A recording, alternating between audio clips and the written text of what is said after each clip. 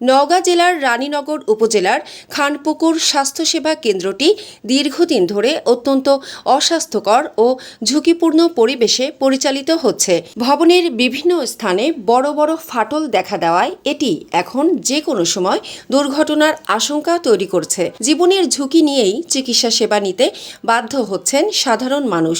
স্থানীয়দের অভিযোগ, সামান্য বৃষ্টিতেই ভবনের ছাদ দিয়ে পানি পড়ে পুরো অফিস কক্ষ ভিজে যায়।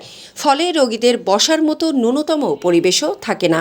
বিদ্যুৎ সংযোগ না থাকায় গরমে চরম দুর্ভোগ পোহাতে হয় রোগী ও স্বাস্থ্যকর্মীদের। এতে চিকিৎসা সেবার মানও মারাত্মকভাবে ব্যাহত হচ্ছে। এলাকাবাসীর প্রশ্ন, জনগণের মৌলিক স্বাস্থ্যসেবা নিশ্চিত করার দায়িত্ব সংশ্লিষ্ট কর্তৃপক্ষের হলেও বছরের পর বছর ধরে এমন জরাজীর্ণ ও অস্বাস্থ্যকর পরিবেশে কিভাবে একটি স্বাস্থ্যসেবা কেন্দ্র পরিচালিত হচ্ছে? কোনো বড় দুর্ঘটনা ঘটার আগেই কেন কার্যকর ব্যবস্থা নেওয়া হচ্ছে না? স্থানীয় বাসিন্দারা অবিলম্বে বিষয়টি গুরুত্বের সঙ্গে বিবেচনা করে ভবনটি সংস্কার অথবা নতুন ভবন নির্মাণের দাবি জানিয়েছেন।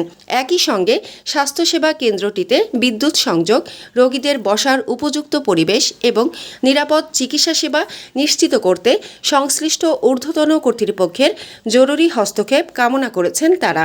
এলাকাবাসীর প্রত্যাশা, আর কোনো অনাকাঙ্ক্ষিত দুর্ঘটনার অপেক্ষা না করে দ্রুত স্থায়ী সমাধানের উদ্যোগ নেবে সংশ্লিষ্ট কর্তৃপক্ষ।